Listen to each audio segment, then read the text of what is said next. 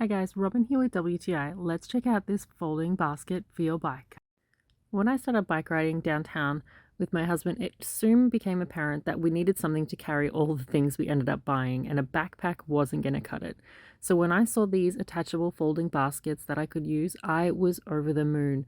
I had used a front basket previously and found that the more I loaded into it, the more it affected the ability to steer my bike appropriately. So I was looking for something to even it out on the back and entered these folding baskets. I did purchase two to make it even on both sides, and honestly, I needed the space.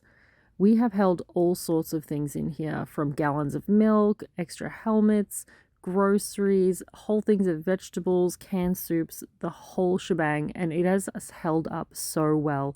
It's super easy to unfold and just fold it up to keep it out of the way, which I absolutely love because there's nothing worse than having a bike that takes up space and then an additional part that takes up extra space. I highly recommend these. I think it's great, but that's just my point of view.